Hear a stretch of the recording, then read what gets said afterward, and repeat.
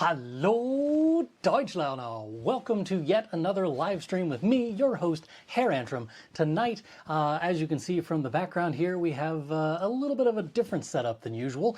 That is because back in April of this year, there was a leak in my basement, which caused a lot of flooding, which caused us to have a lot of construction going on, which required me to move all of the things out of my office. And the only thing that I moved back as of yet is the computer that's sitting over here and the desk that it's sitting on. So I did also manage to get a couple of pictures over here, but otherwise the shelves and all of the things that are usually behind me during my live streams, those are not happening. Also, as you might hear from the acoustics, is the foam that I usually have around the room to kind of deaden the sound.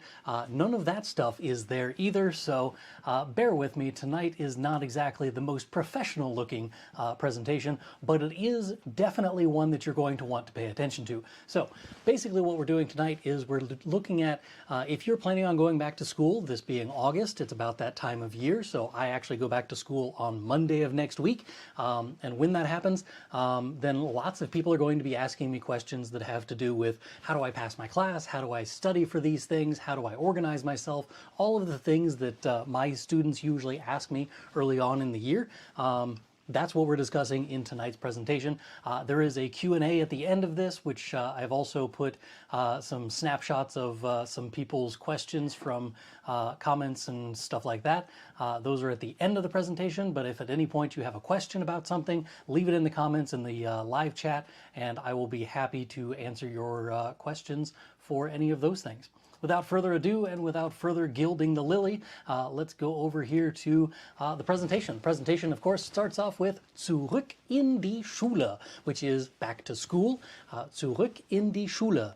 And I don't know if anybody is old enough to remember the, what is it, Rodney Dangerfield film of Back to School. But there's Zurück in die Schule. That's the title of tonight's presentation, and the thing that we are going to be talking about while we're doing all of the things. So, very first thing, if you don't know who I am, ich bin Herr Antrim und ich unterrichte Deutsch. So I am Herr Antrim, or Mr. Antrim, and I teach German. That's what I do for a living. It's not just something I try out on YouTube on occasion. Meine Erfahrungen, so my experience, the things that I have done. Ich habe Deutsch an der Uni studiert. Ich unterrichte seit 2009 und ich habe 2011 diesen Kanal gegründet, which means I studied German at the university. I also had it as a high school student way back when, and then I started teaching at a high school in 2009, and in 2011 I started this YouTube channel to try and help teach German outside of the classroom as well.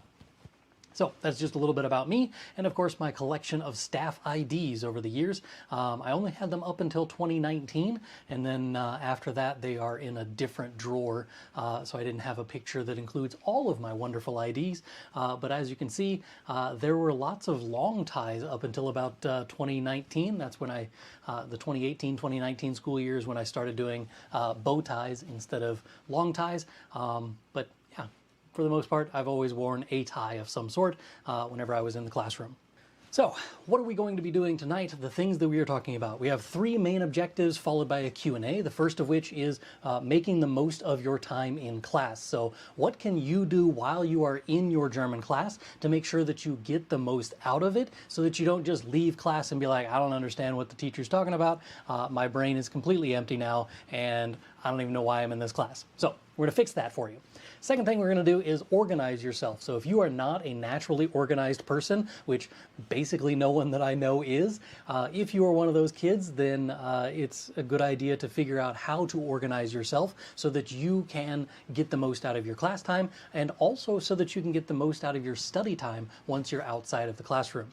That brings us to the third thing on the list, which is improving your study skills. So how do you study for a test? How do you study for a quiz? Is there a difference in studying for a vocab quiz versus a grammar quiz versus a speaking assessment? Whatever it is, what kind of things do you need to do in order to get that? And of course, the very last thing on our list is the Q&A, where I will answer questions from people just like you. All right. Let's start off with what to do, how to get the most out of your class time. Number one, These things are really bad for education, for like the learning process in general. I know that you think that you can multitask, but you really can't. Normal people don't actually multitask. What they actually do is they focus on this task for 3 seconds, they focus on that task for 3 seconds, and it's incredibly inefficient. So rather than actually multitasking, what you're doing is you are single tasking this thing followed by single tasking that thing. And you are never efficient enough that you can do either of those two things well. So you'll notice that you can't text as fast when you're trying to listen to a podcast. It's a thing where your brain can't do both at the same time. So no matter how many different times your friends are going to tell you like, oh no, I can totally listen to a podcast while listening to the teacher. No, you can't. You can't text your friend while you're listening to the teacher. You're either listening to the teacher or you're playing on your phone.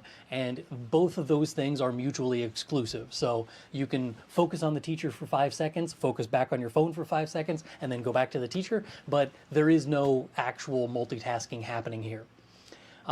Second thing is that if you are one of those people who likes to take notes on a computer, I personally, my handwriting is atrocious. So whenever I take notes in class, it is really difficult for me, even for myself, to read. But it is definitely a recommended thing of mine to actually write out your notes by hand. So it may not be the best looking stuff, but as long as you can figure out what it is you were trying to say, you are much better off writing them out by hand. And there are a few different reasons that I do this, but the main one is typing things out doesn't actually connect in the same way to your brain when you're writing things out by hand. So if you're writing them out by hand, it requires the kinetic change in between your hand and your brain. There's a connection there that makes it so that you retain the information better. I don't know what it is. I'm not a neuroscientist, but I do know that research has been done on this, and handwritten notes are easier to remember than they are for computer written notes. Speaking of taking notes, I recommend taking notes in a two notebook fashion. So if you're one of those people who, like me, has terrible handwriting, when you're writing out your notes, don't worry about if it's not the most organized or if it's the most legible even. It should be something that you can recognize later on, but you're going to rewrite these notes anyway, as I'm going to tell you in another slide here. But those things aren't going to be as important because you're going to fix them later. So just keep in mind that your idea here is that while you're listening to the teacher, your objective is to write down as much information as possible while also still retaining the information that they're saying. So you can only write as fast as you can write, but you can't write as fast as your teacher can speak. And that is a big distinction. So I don't know what the speed is, but I do know that your teacher talks faster than you're going to be able to write. So that's something to keep in mind, is writing things down on paper, but only, do a shorthand version of things, or change up the way that you write so that you're not taking down literally word for word. It doesn't quite work like that. Also, most high school teachers and even university professors, they don't like you taking notes via just putting your phone on your desk and recording the audio of the class. Most people frown upon that, unless you have some sort of accommodation that allows you to do that. Please don't do that. It's mostly just an annoyance rather than anything that I actually care about. But it is also something where it trains your brain to just kind of check out, because you're like, I can listen to this later. But if you're present in the moment, you won't need the recording. Anyway, that's a soapbox for a different day. Now, peppermint. Super random thing on here, but if you are like my school starts at 7:15 in the morning, which is ungodly early in the morning. So if you are trying to avoid that, if you're trying to avoid falling asleep, I usually go with coffee, but peppermint is another way if you don't want to go the caffeinated route. Peppermint is something that you can just, throw in a mint or throw in some gum or whatever, and sit there with that during class, and it will wake your brain up a little bit. It's not going to do the same as like a cup of coffee or anything, but it is enough to make you slightly more alert, and that will definitely come in handy whenever you're trying to take notes and pay attention in class. if you have spare time in class. So there's lots of times I'll give an assignment at the end of class period or something, and my students, some of my smarter students, will finish early. If that happens, now's a good time to go back through your notes, reread your notes, or try and do the copy over notes thing that I'm going to teach you here in a little bit. But it's a good time to go and review things rather than just check out and go to something else. You only have like an hour a day when you're learning the German in that class. So it's recommended that you actually focus on the German language while you are in there. And then, of course, you're going to have to do other things outside of class as well, but for the most part, while you're in German class, do German things. So don't just wait until you finish your assignment in German class and then whip out your math book so you can get that homework done. Focus on German while you're in German class. It will also kind of train your brain to be in German mode while you're in that room. So you're not just thinking like, oh, I can do whatever kind of homework I want in this class. You need to train your brain in such a way that you continue to think in the German language while you are in that room, so that whenever you need to think about something in German later on in like a test situation, then you'll be able to do that much more easily. Fifth one on the list is probably actually the most important, and that is ask questions. I can't tell you the number of times that I've had a student who comes up to me the day before the quiz or test and says, hey, I've been completely lost for the last 2 weeks and I have no idea what we're doing. Well, the test is tomorrow. You're kind of stuck at this point. You're not going to memorize the whole list of vocab overnight. You're not going to memorize all of these grammar things overnight. So when you're confused in class, ask questions. It's good for you to ask questions. If you don't ask questions, you're just going to continue to be confused. And being confused is not going to be helpful when you're trying to take a test. So, long story short, ask questions. If you need help, get help. That's what teachers are there for. If your teacher has a problem with you asking questions, there are two options. One, you're asking at an inconvenient time and it's not the right time to be asking that question.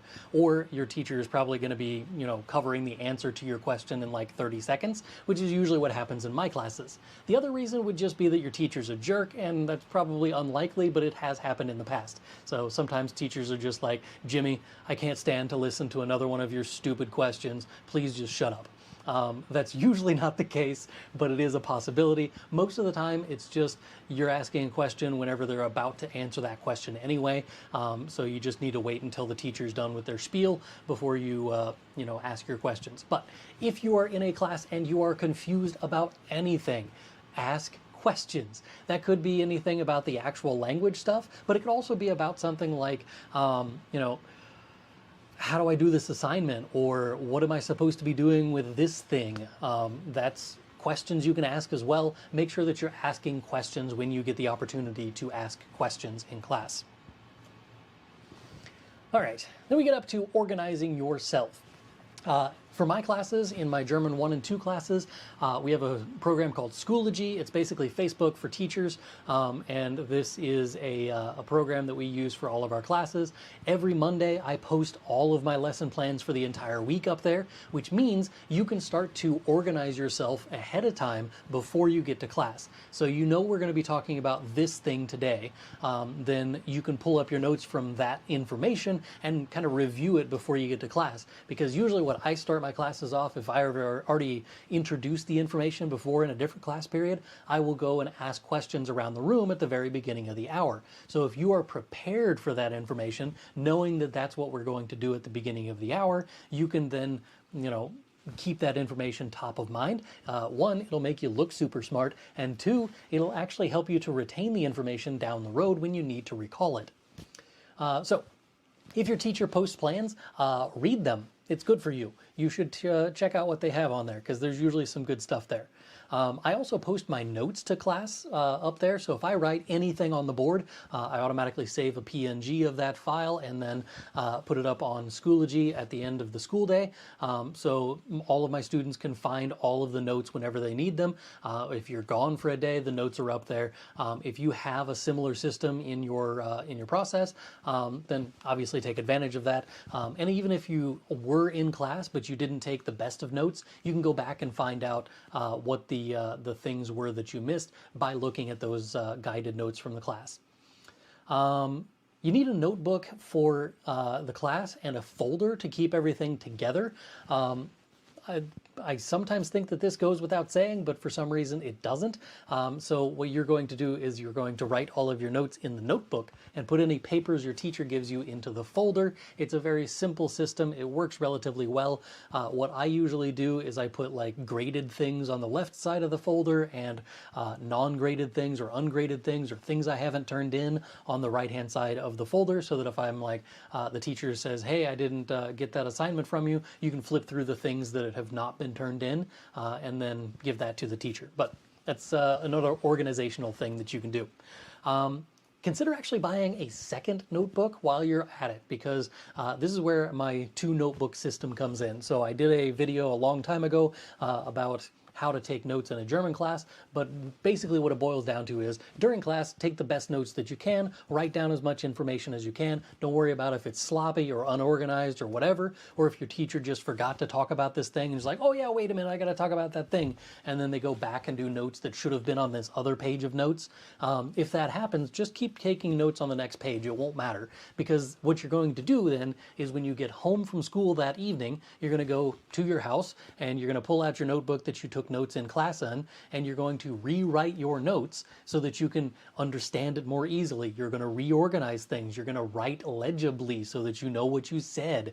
You're going to add extra explanations to things. You're going to draw pictures or draw graphic organizers or arrows or underline things and highlight things and all of the things that you normally would do if you had an infinite amount of time during class to write down the notes. So do all of these things in your second notebook, so you end up having a rough draft notebook and a full draft notebook, or full notes notebook, if you will. So that's my two notebook system. I don't know that I can patent it, but it is something that I haven't seen anyone else talk about, but it is something that I definitely recommend you do. Last thing on here is the improving of skills. So what do you do if you have a test or a quiz coming up? What can you do to help yourself get the best on this thing? First of all, don't just study before the quiz. You need to study along the way so that whenever you get to the studying part, you're like, oh yeah, I got this. The writing notes in two different notebooks actually really helps for this kind of thing.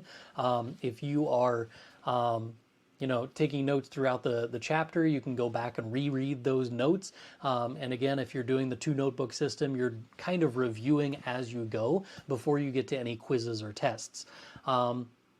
Again, there's 30 minutes after school or before bedtime every single day. This is when you should be going through some flashcards of vocab words, or looking at example sentences, or even just reading something in German, just to kind of refresh your brain and get you thinking about German things outside of the classroom. Because if you're only ever thinking about German in class, you're going to lose about 70% of the things that you do in class, because your brain just doesn't hold on to everything in the world. If it did, you would probably be in some freak show somewhere, because that's messed up. No one remembers everything, because you don't remember which color the rock was that you kicked whenever you tripped on the floor. It doesn't matter, and your brain just kind of dumps that information. That's what happens whenever you go to German class and you go home and you just never think about the German class again. So reread your notes, review things every single night, or at least read something in German every single night. The last thing on here is creating flashcards, and I did make a video about paper flashcards versus online flashcards. If you want to see that, you can just Google, paper flashcards beat electronic ones or something like that. Just look for me and flashcards.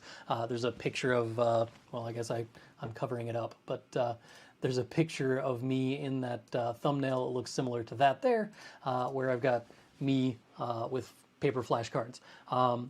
But you're going to use actual flashcards for a couple of different reasons. One, you can have them color-coded, which I really like. Again, writing things by hand will help you to remember things, so even the act of making the flashcards will help you to remember the vocabulary better. There's just a bunch of different good reasons for why you should do physical flashcards, but if you don't believe me, try doing one quiz with the vocab on flashcards that are electronic and doing another quiz with the vocab on paper flashcards, and let me know in the comments what your results were like. So I can almost guarantee you that the paper ones will do better on the quiz results. All right, before we get to the Q&A, I do want to mention my Deutschlerner Club. It is $14.99 per month if you go to courses.germanwithantrim.com. You will find all of my course stuff over there for the Deutschlerner Club. It looks something like this. You just click the little join button. It's got all kinds of information on there about exactly what this project is, but basically it boils down to it's an A1 course, it's an A2 course, it is a random lesson at the end of every week kind of course, and it's just got somewhere around 300 different lessons in there, and all you have to do is just pay $14.99 per month and you get access to all of the things. There's no 5 lessons at a time. You only get these lessons this week and another lesson that week. It's all open right now. All you have to do is sign up and then you get all of the lessons. So even if you're not at the A1 level anymore and you're at the A2 level, you can use the materials that are there. And even if you're above the A2 level, all of the things that I've been doing in the last year and a half on this channel have been aimed at the B1 level. And so all of those materials are available on there as well. I've got bonus materials that you can't find anywhere else, including some worksheets and flashcards and audio files and all kinds of stuff. So check that out. It's courses.germanwithantrim.com if you are looking for that. But that is my Deutschlerner Club. So now we're up to the Q&A part, the questions and answers. I'm going to have to move my face again because I'm pretty sure that all of the Q&A, there we go. I'm pretty sure that all of the questions in the question and answers are in the top left corner of this presentation. So move my face down to the bottom here. And then we go on to this. First question that I have here is from Planet Saturn Club. I took some of these pictures from several weeks ago. Some of these pictures I took literally a half an hour before this presentation started. So, some of them are older than others. But good movies that anyone recommends. First of all, if you have an opinion about this, write your favorite movie title in the comments so that I know that, first of all, you're awake, and second of all, to make sure to give tips to everybody else about what their favorite films would be. I do have several films that I really like in German. The one that I usually show in class is Goodbye Lenin, which is a film about a kid who eventually becomes Zemo? I think is his name. I don't know. He's the bad guy from Captain America, the Winter Soldier, and not Bucky. He's the other one. But that guy, as a young kid, he's on the east side of Berlin, and his mother has a stroke. And whenever she goes into the hospital, then she has a stroke, and then she's kind of in a coma for a while, and while she's in a coma, the Berlin Wall falls. And so whenever she wakes up, the doctor's like, hey, if she has a big shock to her system, she's going to have another stroke, and she won't survive that one. So they're recommending to them basically to not tell her that the Berlin Wall fell, and so they have to kind of fake it. It's a humorous video, it's entertaining, it's a great film, but that is Goodbye Lenin. There's a bunch of other films that I really like. If you're super bored and want to go check that out, I have a link, I believe it's in the description here, to my Amazon page. It is an affiliate link, so if you buy something, I get a little commission from it, but it's usually 15 cents or something, so don't get too excited. But there's a list of films that I like that are on there that includes Die Welle and Downfall, but it also has a couple of cartoon ones on there that I think are entertaining. Lissy und der wilde Kaiser is one of my personal favorites. So if you know a whole lot about German film history, which I'm sure all of you do, but if you know a lot about German film history, there is a series of films actually called Sissi, which is Sissi, and she was a princess. She was married to some Austrian prince. I don't know what the actual relationship is because I never cared about the history of it. I just found it entertaining as a film. But the film there is what is being parodied in this film. So this film is written by the same guy that did Huibu, which is a little Casper knockoff that's in the bottom left corner of the screen right now. But Lissy und der wilde Kaiser is basically The princess gets kidnapped by a Yeti who was hired by a couple of random Bavarian guys that no one can understand in the film, and it's just a crazy, goofy, funny comedy. Think like Shrek, except not with ogres, just like normal people and a Yeti. So if you're bored, check that out. Lissi und der wilde Kaiser, one of my favorite films just because it's goofy and stupid. But then we also have a few other ones on here that are slightly more serious. There is the series of Deutschland 83 or Deutschland 83, 86, and 89. So it's Germany 83, 86, and 89. These are three different series that are following up the politics of the era in 83, 86, and 89 in Germany. So leading up to the fall of the Berlin Wall, basically. It's a good series there. There's also a film called The Lives of Others, which actually won some awards back in the day. It was like 2006-ish or so. But The Lives of Others is Das Leben der Anderen in German. And it's a great film, again, about, before the fall of the Berlin Wall. There's a writer who's being kind of stalked by the Stasi, and he's just being patrolled by all of these people, and I don't know, it's an interesting little, not quite spy novel kind of thing, but similar. Anyway, lots of recommendations. I do have a link down in the description for my Amazon page if you want to donate to my cause, and also buy some great stuff while you're at it. Yes, questions. This one's kind of a long one, so bear with me. Basically, I've been learning German for a while, and now that I have some decent grammar under my belt, what would you recommend for good vocabulary course or study material? I also want to say I love your videos. Well, thank you for that. So very nice of you. But basically, once you get the basics out of the way, so you've got personal pronouns in the nominative and accusative case, the conjugation of stuff, the present tense and the past tense, general stuff that you should probably learn no matter what. Once you get those grammar things out of the way, it's time to go deep into listening comprehension and reading comprehension and comprehension of any kind. So whether you're reading something or listening to something or watching something, it should all be in German. So turn your phone into German mode so you only see the settings and everything in German. Your favorite video games will likely be changed over into German, whatever phone games you're playing. There's what was the name of that game I used to play? I used to play a game that was like an RPG kind of thing where you would just wander around and talk to people, and you could switch your phone into German version, and then it would change the dialogue of all of those things into German. So while you're going around talking to villagers and stuff, they would speak to you in German, and you would answer in German. Fantastic for reading comprehension, but for the life of me, I cannot remember the name of that game right now. But at any rate, it's going to work the same for pretty much any of those games where you have a lot of dialogue. This works well for Pokemon. I know that's kind of an odd example to give, but if you've got an emulator that runs Pokemon, you can change it into German, and you can play Pokemon in German. But reading comprehension, listening comprehension, and video comprehension, all of these comprehension things, you're just going to try and absorb as much German as you can, because then the grammar things that you've already learned will become solidified. They will start to kind of make sense just intuitively, and you won't have to actually study the grammar anymore.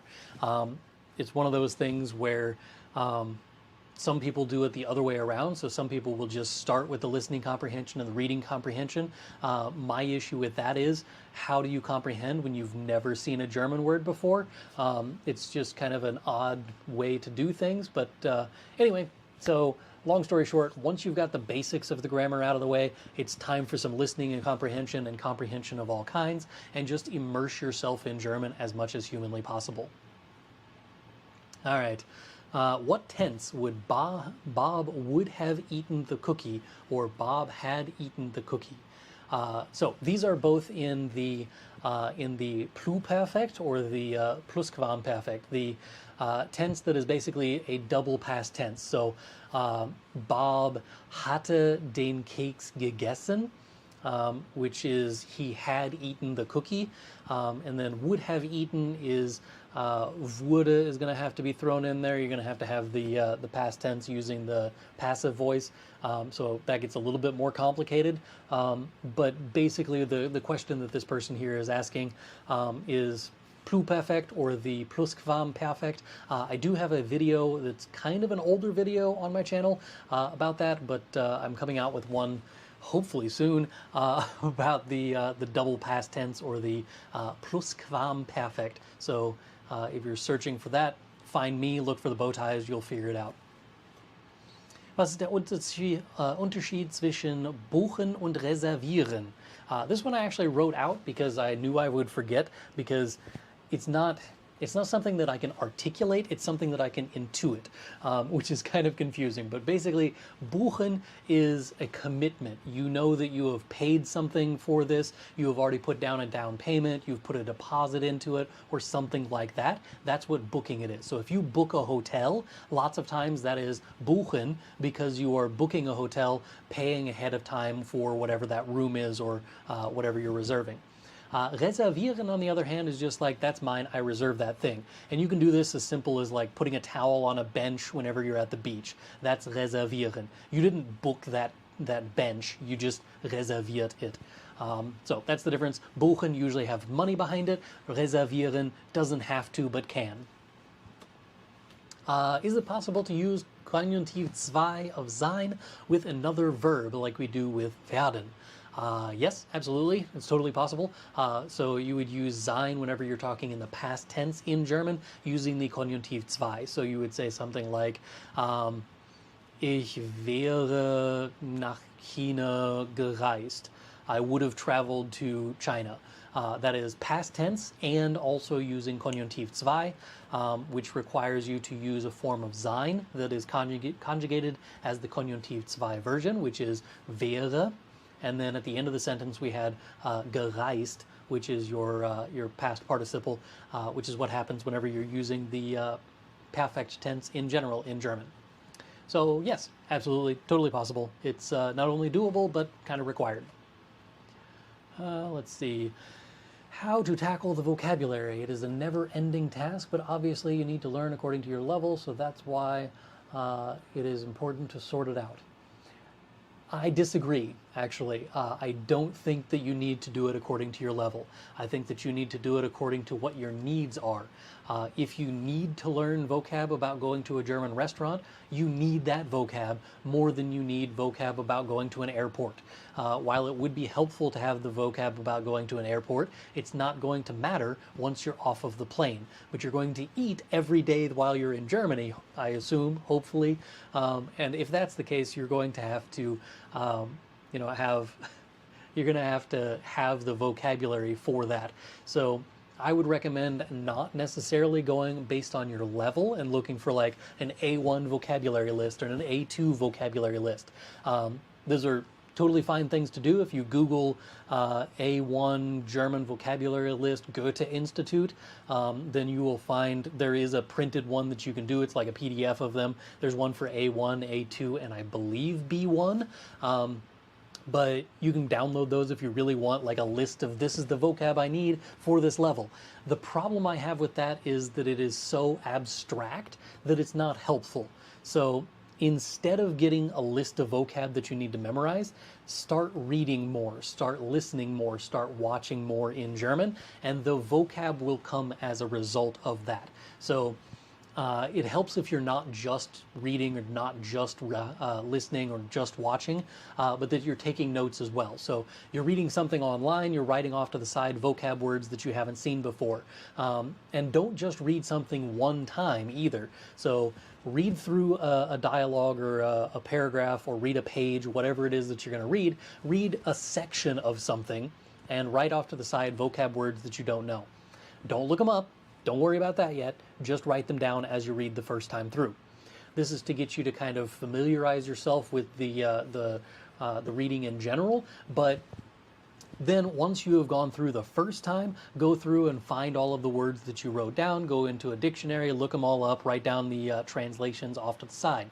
Then go and reread your document that you read before. Same page, same paragraph, same whatever it is that you read before, read that again, but use your vocab list off to the side of it. So you're gonna read and you get to a vocab word that you didn't know and you underlined it in your book or whatever. You go back to your vocab list and you're like, oh yeah, that means train station or whatever. And then you go back and go continue reading and whatnot. Read through it that way, going back and forth between your vocab list and your reading, and then go and read it again, but this time turn your vocab list upside down so you can't see it. But if you're really stumped and you really can't figure out what that phrase or sentence says, then you can, use your little cheat sheet and try it again. But I would recommend reading at least 3 times through whatever it is that you're reading. So if you're reading a book, read 1 page and then do that process with all 3 versions of the reading. Sometimes you'll need to read it 4 times because what the idea is that you can read it without looking back at something else and thinking about what does that thing mean. So if you're building vocabulary this way, it's not just about building the vocabulary, it's about expanding the way that you understand how words interact with each other. It's your recognition of how things work, and it's also just your intuitive process for figuring out what the language means, because it's the same way that you learn new words in your native language. Is you listen to someone with more vocabulary than you or whatever, and they're like onomatopoeia, and you're like, I don't know what an onomatopoeia is, and you're like, I don't know, you just Google what an onomatopoeia is. If you don't know what an onomatopoeia is, you're just lame. Well, if you don't know what that is, you're going to go home and you're going to Google it, or you're going to ask, hey, what's an onomatopoeia? And you're like, well, it's whenever a word sounds like the sound that it makes. You're like, whoop, whoop. That's an onomatopoeia. So anyway, you learn vocab while getting it through context, not through flashcards. You can do flashcards, but if you're doing flashcards, you need 2 things at least on the flashcard. You need the word itself and a phrase or sentence that it's used in. It can't just be the word on one side and the word in the opposite language on the other side. That is super boring, and you will never memorize vocabulary that way. So it has to be word and phrase or sentence, and then on the other side, the other language of those things. But that's how you use flashcards rather than trying to memorize a list of vocabulary words. It just doesn't work. Making it clear how close German and English actually are by going through Shakespeare and the King James Bible or hymns. This is something that he has mentioned several times in the comments of my videos, so I finally figured I would just address it in one of these live streams.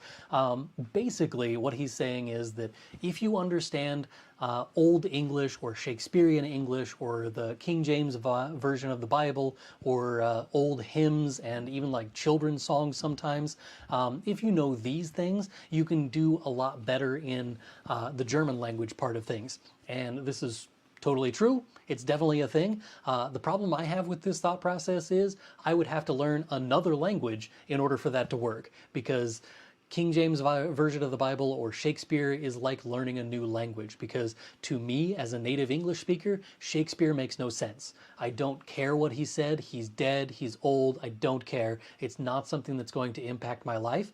And if you're like, well, all of the films of modern eras are based off of Romeo and Juliet, great, then I can just watch them and I don't have to interpret Shakespeare. So it doesn't matter to me. It will never affect my life. And so that's one of the reasons that I just never learned Shakespeare. I don't care. But the reason I bring that up is because I can't read Shakespeare and understand it. So if I can't read that, I won't be able to notice the similarities between the English, Shakespearean English, and German. While there are lots of similarities, because I know a few things, it's not something that I'm going to go out of my way to learn so that I can learn something else. Instead of learning this to learn that, I'm just going to learn that.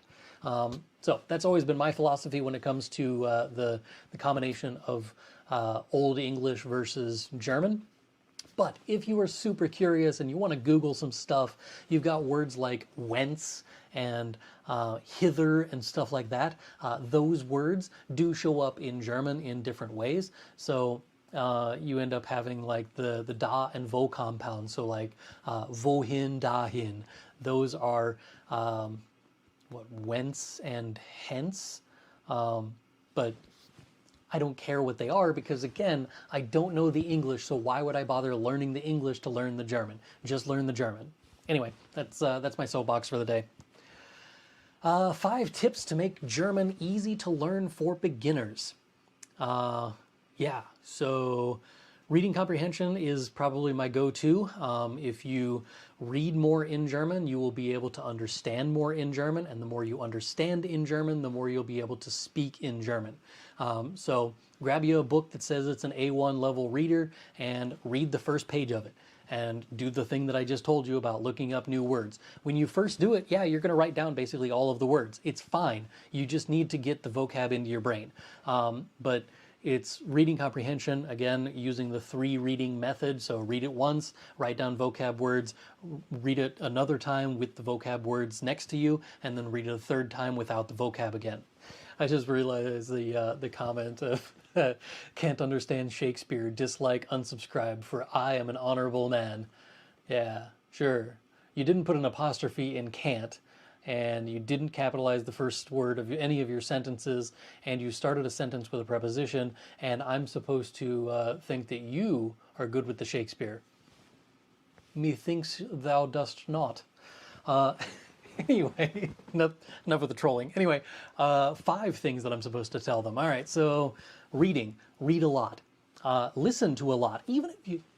All right. Even if you're not going to understand what you're listening to, listen to German. This will get you to understand a feel for the language. It's things that just become intuitive. So if it's things like listening to German music will help you with your pronunciation. Listening to a German podcast will help you with your German conversation. Listening to German radio will help you with both. It's just one of those things where if you listen to it, you don't have to go through and like analyze it and write down vocab words and all that stuff. It would help if you did, but you don't have to. So anyway, long story short, listening to as much as you can, reading as much as you can. Let's see. Tips for making German learn easy for beginners. Get a baseline of grammar. You don't need all of the grammar things, but there is a reason I do a lot of grammar lessons on my channel, and that's because I believe you need actual German grammar lessons in order for you to understand the German language. It's one of those things where people are like, no, just immerse yourself in the language and let it flow over you and you'll learn it intuitively, just like a child did. Yeah, that's super, except you do know children go to school, right? And they call it grammar school. They call it that because in those schools, they teach the kids grammar. And they do this in German schools and in English schools, and every school on the planet teaches young children grammar. So while you may think like you're intuitively going to learn it, if you go find some kid who never went to school, they're going to sound dumb. And the reason they sound dumb is because they don't know grammar. And so while you can learn intuitively, you can read a bunch and listen to a bunch and watch a bunch and finally get the German language to kind of wash over you and you'll learn the German language. Yes, that's absolutely true. You can do that. But you can also do it that way and learn it improperly. And that's where grammar lessons come in. Grammar lessons are there to help you to fix the things that you're saying that are wrong so that you can make yourself sound better, so that you sound more intelligible, so that you also say things in a correct way so that you can communicate better, which is the end goal of all of this, is to be able to communicate in the foreign language. So long story short, learn some grammar. You don't have to learn all of the grammar, but you should at least occasionally glance at a grammar book or, watch one of my lessons and figure out some German grammar stuff. Sometimes it'll just be a light bulb moment of like, oh yeah, I've seen that before. Like I've seen er habe, I've heard er habe in conversations, or I've heard it on the news, but I've never heard of why you would conjugate haben in that way. Why is it er habe? Well, watch my video about Konjunktiv 1 and you'll figure it out. So that's 3 tips. 4, have fun. That's one thing that I mentioned in one of my videos a while back, was that you're not always going to have fun. So sometimes you're going to have to go through the boring stuff.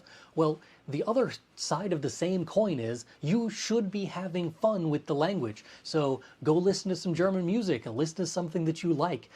You should be watching a German YouTuber that you like, someone you find entertaining, not somebody who's teaching the language, but someone you just find interesting, like Kurz gesagt. I watch his videos just because they're cool, and I like listening to things about physics and astroscience and all kinds of other stuff. So just go find something entertaining in the language and go entertain yourself with the language as well, because if you're not enjoying it, why are you doing this? So that was 4. We got reading a bunch, listening to a bunch, learn some grammar, and have some fun with it. Ah, yes, the other side of the same coin, not everything you're going to do is going to be fun. You should be occasionally bored. You should be watching a grammar lesson and be like, man, this is going to be a slog to get through. Well, yeah, but on the same token, it's also something that you need to learn. Like, if you can't use the past tense in German, it's going to be a pain in the neck. And if you're trying to figure it out intuitively, it's going to take you way longer than if you just watch a video that tells you how to do it. So watch a video how to do it, and then go read a bunch of stories that show you the past tense in context. Anyway, soapbox done. I'm out. Identifying dative and accusative verbs in German. I assume you mean which verbs will require an accusative object and which ones will require a dative object. For this particular question, I would approach it like this. There are certain verbs that require a thing to be the object. Those are going to require an object as the accusative thing. So it's going to be something like when you're buying something. You generally don't buy people. So when you're buying something, that something is accusative. That is the direct object. But if your object is a person most of the time, so like helping, I help people, I help that guy, I help that person. Those are all using people as your object, and those are most of the time dative. And while this is a huge sweeping generalization that is definitely not true all of the time, it is something that is going to work for you way more often than you would probably think. So helfen, danken, passen, stehen, all of these have people as the object of the sentence, and those are all dative verbs. They all require a dative object. If you want a super nerdy grammar look at things, look up the valence theory of German grammar. Basically says that the verb is the main point in the sentence, like the nucleus of an atom. And then around that are a number of electrons, or a number of things that float around the verb.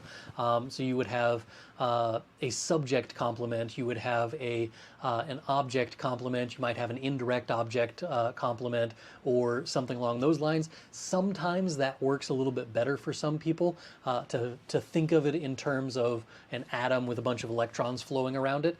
But I'm not a huge fan of it, because it still requires you to just memorize a list that has verbs that require a dative object. So it's just putting a different name to the same thing. But Google that if you're bored. It's the valence theory of grammar. What is the fastest way to read fluently? My end goal is to pick up any random news story or nonfiction book and start reading, only using Google Translate about 1 or 2 times at most per page. My big problem right now is just a lack of vocabulary. How can I increase vocabulary as fast as possible without memorizing lists and cards? Exactly what I've already mentioned. Read it once through, just reading the sentences, not trying to comprehend everything, but just reading the words to make sure that you see how much of it you can understand. And then right off to the side, vocab words that you need to look up. Then go look up those words, and then reread the passage again, and looking back and forth between your reading and your vocab list, and then read through it a third time without the vocab list again, and see how you do.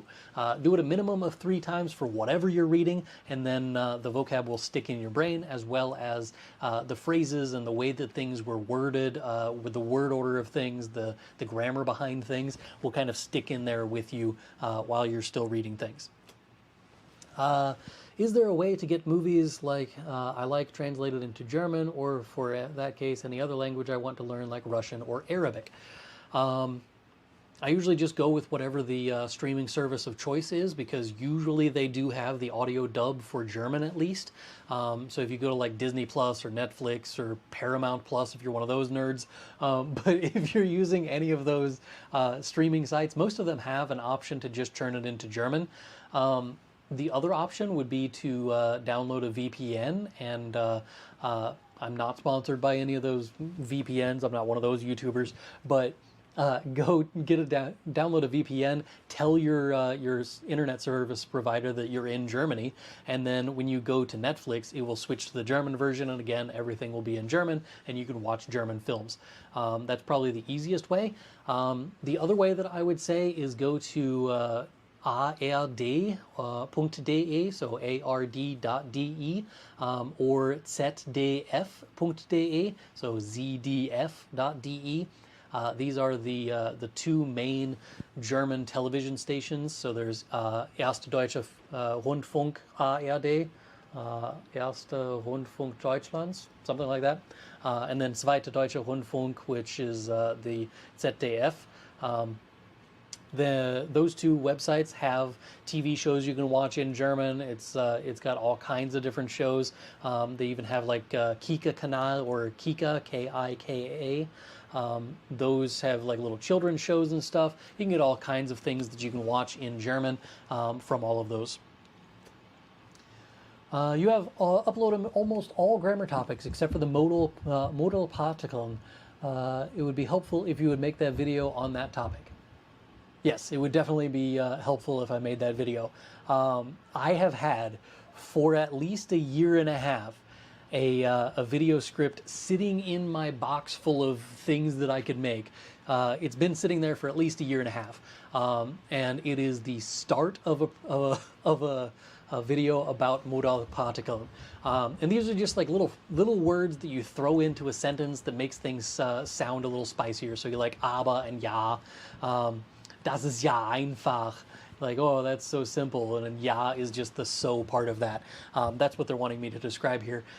It's too complicated for me to explain in this setting, but I will eventually get to a video about that. I just don't know when that eventually is going to happen, so don't get your hopes up is all I'm going to say. How much time will it take to reach fluency in B2 level, provided you practice every single day? Yep. Absolutely. It will take you about that long. So this is one of those things where it depends on a ton of different factors. If you are practicing 5 minutes every day, that's going to take you a lot longer than if you're practicing for 4 hours every day. It's a lot different than if you're going to Germany and spending months on end there. You're going to learn a lot faster that way. So the question requires more information for me to give you a good answer. Realistically, I would say a year and a half to get to B2. You could probably do that relatively easily. If you want to do it in like, you think you're going to make it in 6 months, I can pretty much guarantee you're not. But there are going to be people online who are trying to sell you a course who's going to tell you that you can reach B2 in 6 months. Those people are what we call charlatans or liars. But at any rate, if you're trying to get to B2, yeah, putting in the work, you can do a year and a half is probably a realistic goal, but it's going to take some work. Hallo, Herr Antrim. Do the verbs et in the following examples of this poem belong in the Konjunktiv 1? Die schönste Jungfrau sitzet dort oben wunderbar, ihr goldenes Geschmeide blitzet, sie kämmt ihr goldenes Haar. No, that is not Konjunktiv 1. This actually is just a way that they made things poetic, especially with like older poems in German. Think Shakespearean, but not quite. But this is just a way that people did poetry back in the olden days. And yeah, that's all that the ET is doing on there, is just making it sound fluffier. Is that the last one? Is that all of the questions I have on the Q&A part? Cool. I'm going to switch over here to full screen camera. So, hey, now you can see me on full screen. All right, there's one person who's mad at me because I didn't answer their question earlier because it's in fine print over here on my side screen. So my apologies. I could only read ones that I'm focusing on, and I was not focusing on you. Hi, Harry Antrim. I am learning German for more than a year, but my grammar is not so good. Please suggest me some materials to practice grammar topic-wise. So, practice-wise, there is a website called Grim Grammar. Let's see if I can find it here real quick.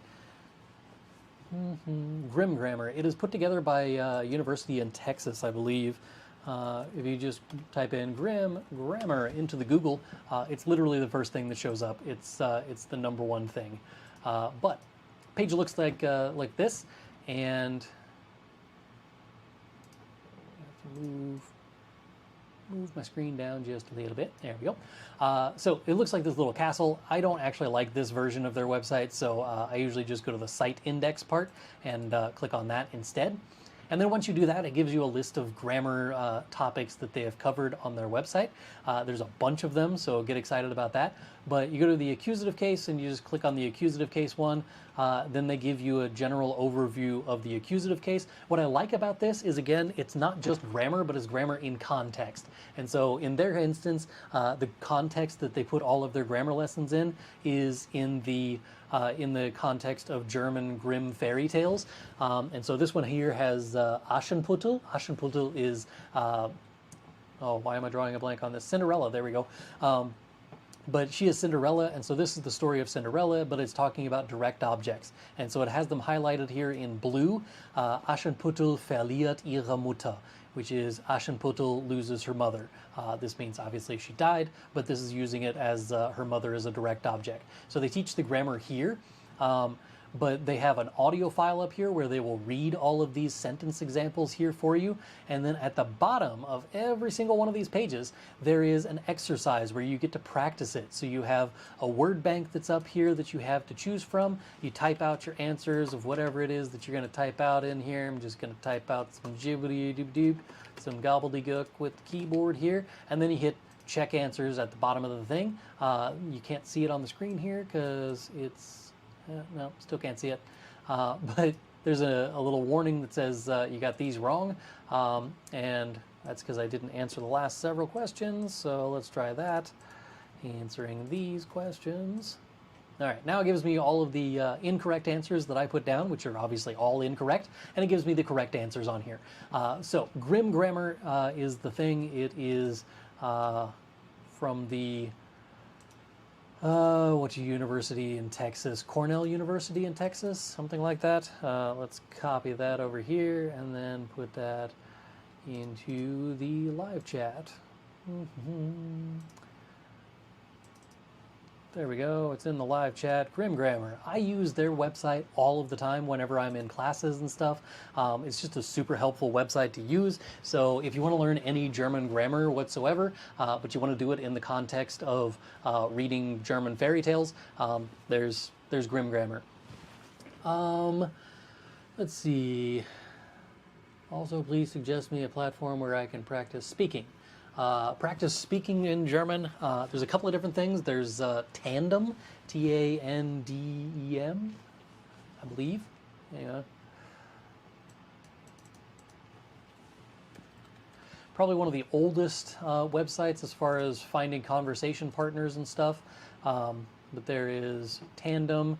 I'll put that in the comment here. There's Tandem. And this website is basically just you find a partner who is learning your language, and they partner up with you to help you learn their language, and you help them learn your language. And that's why it's called Tandem, is because you are learning languages in tandem, as it were.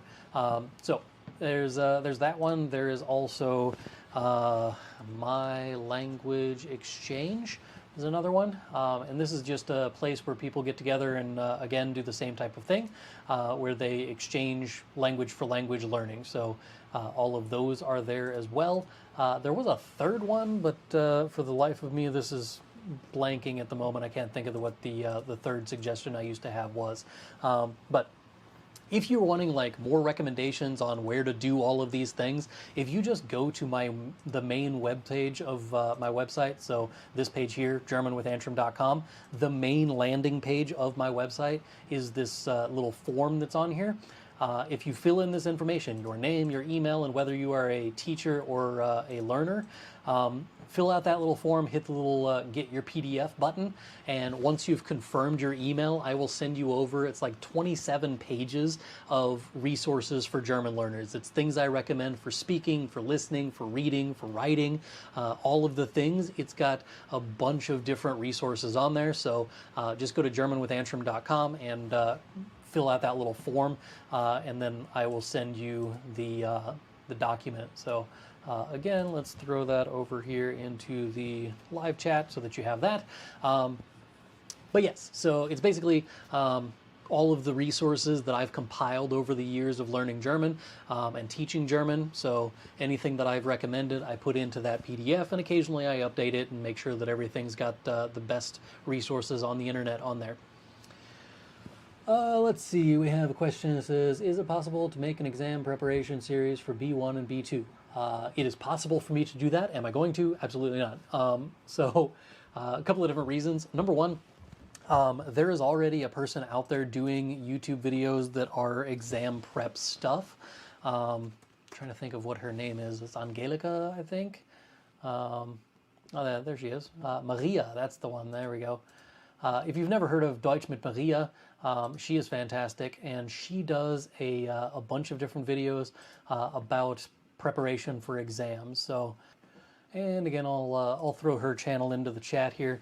If you're not following Maria, she is fantastic. But if anybody ever asked me about exam preparation stuff, I could not possibly do it better than her. So the reason that I say I'm not going to do a series about how to study for this exam is because she does such a phenomenal job. I'm not even going to try and compete with that, and instead will just continue to send traffic her direction because she is amazing and everybody loves her, and you should definitely watch her videos. Let's see, 5 tips for writing without making grammar mistakes.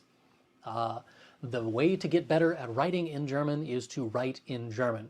I know that's stupid and it sounds repetitive, and it is, but in order to get better at writing in German, you need to write more in German. You need to write in German and then have someone check it and make sure that it's good writing. I think Duden used to have a thing on Duden's website, so duden.de, duden.de. That website used to have a Textprüfung thing. There we go. If you type in whatever writing things you have, this website will check it for you and then mark up what you typed up. Another way to do this is to use our good friend ChatGPT. So write something in German and then put it into ChatGPT and say, fix my grammar and tell me what I did wrong and how I can fix it in the future. And it will then spit back your writing that you just did in German, and it will then tell you what you did wrong. I did a video a while back about how to do this. So if you want to improve your writing skills, there is this video that I posted a while back. It's been several months now, I think. But that video explains my whole process for what I would tell you to do if you were going to improve your writing. It uses a little bit of Google Docs, it uses a little bit of ChatGPT, and a little bit of stuff in between. But check that out. It's a fantastic video.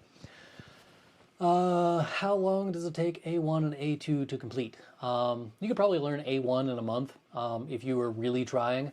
You're going to have to put some work into it, but A1 is so simplistic that I think it's one of those things where you could do it in a month.